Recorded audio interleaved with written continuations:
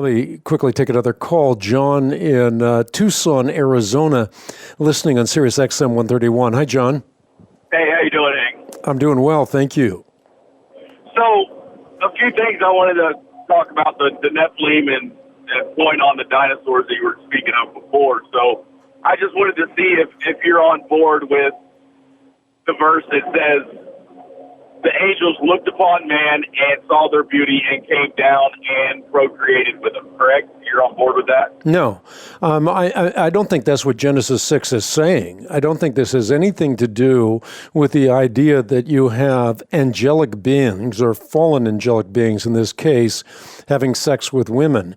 And I think this is a controversial kind of an idea. It supposes that Genesis chapter 6 is a judgment in the flood not only of human beings, but also hybrids.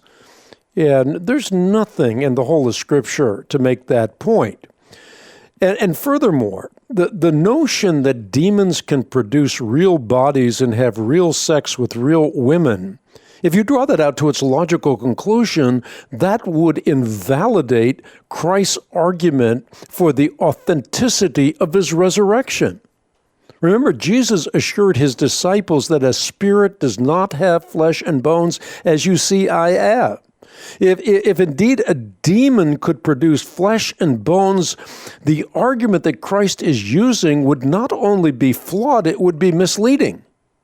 In fact, then it might be logically argued that the disciples did not actually see post-resurrection appearances of Christ, but rather a demon masquerading as the resurrected Christ. So I think this kind of thinking, or this imposition of a paradigm on Genesis chapter 6, which was a judgment of human beings, raises all kinds of conundrums. We just don't want to go there.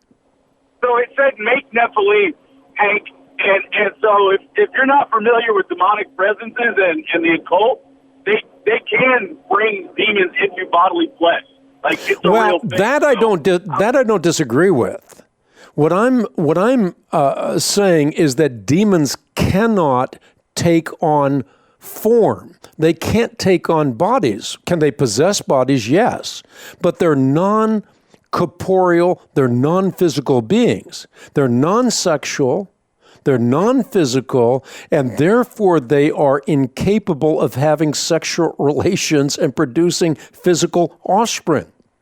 And to say that demons can create bodies with DNA and fertile sperm is to say that demons have creative power.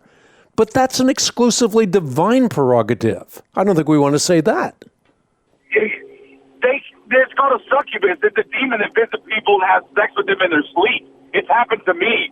So if you haven't had an experience, I suggest you not to try to discount any of these, because the occult has a lot more power than you think it does.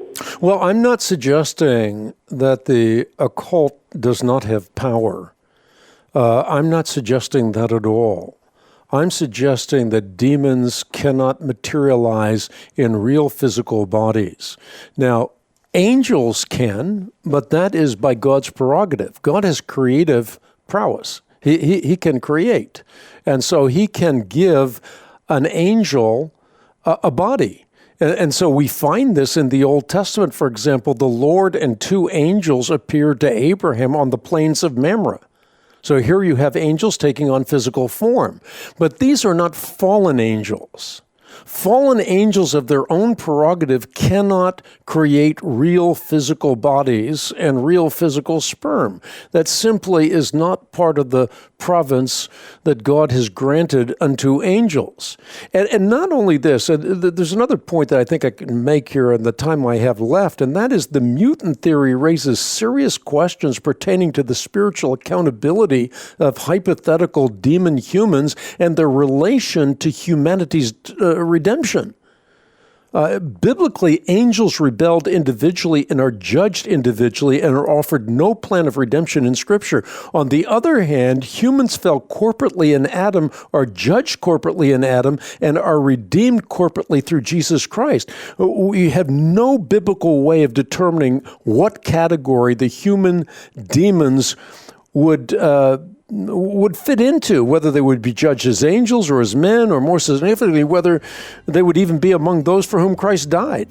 So I believe a better interpretation is that the sons of God simply refers to godly descendants of Seth, and that the daughters of men to ungodly descendants of Cain, and that their cohabitation caused humanity to fall into utterly depraved conditions. I'm trying to talk so fast to get in before it's over. Anyway, so you have a judgment by the flood, and the flood wipes out a humankind. Except, of course, for Noah and 8 in all.